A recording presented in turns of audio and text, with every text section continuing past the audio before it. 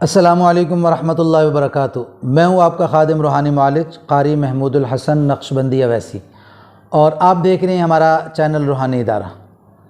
اگر آپ ہمارے اس چینل پر پہلی دفعہ تشریف لائے ہیں تو آپ اس کو سبسکرائب کریں اور اس کے بعد بیل کے بٹن کو بھی دبا دیں۔ انشاءاللہ اس سے آپ کو ہماری ہر آنے والی نئی ویڈیو سب سے پہلے آپ تک پہنچ جائے گی۔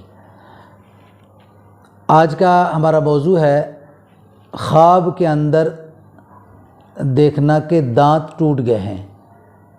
تو انسان خواب دیکھتا ہے تو ویسے تو خواب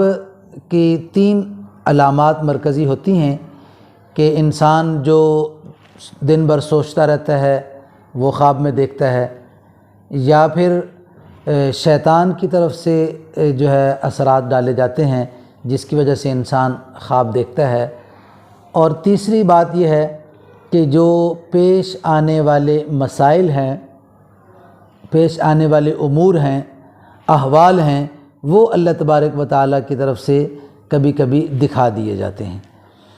تو جو آدمی نماز کا اہتمام کرنے والا ہے، جو آدمی اکثر باوضو رہنے والا ہے، جس آدمی کی عادت ہے کہ وہ باوضو اور مسنون اعمال مکمل کر کے رات کو سوتا ہے، تو اس آدمی کے ساتھ اللہ رب العالمین کی مدد اور نصرت شامل حال ہوتی ہے، اور اس کو عموماً پیش آنے والے مسائل سے خواب کے ذریعے سے آگاہی دے دی جاتی ہے۔ تو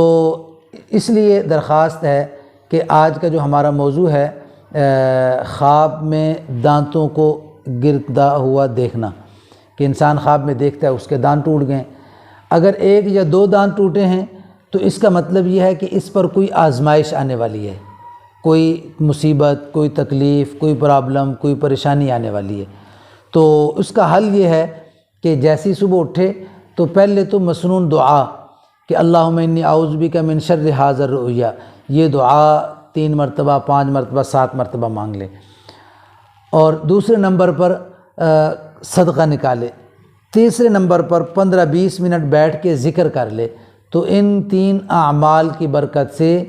آنے والی جو پریشانی، تکلیف ہے، اللہ تعالیٰ اس سے حفاظت فرمائیں گے۔ اور اگر خواب میں آپ نے یہ دیکھا کہ سارے ہی دانت ٹوٹ گئے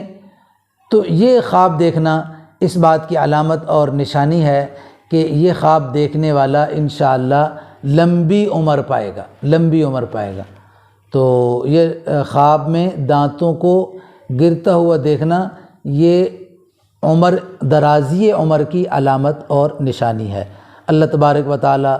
جو زندگی آپ کو دیں، عمر کم ہو یا زیادہ ہو، بہرحال وہ رسول اللہ صلی اللہ علیہ وسلم کی اتباع اور فرما برداری میں وہ عمر گزرے، اور یہ عمر دنیا آخرت میں خیر اور برکت کا سبب اور ذریعہ بنے۔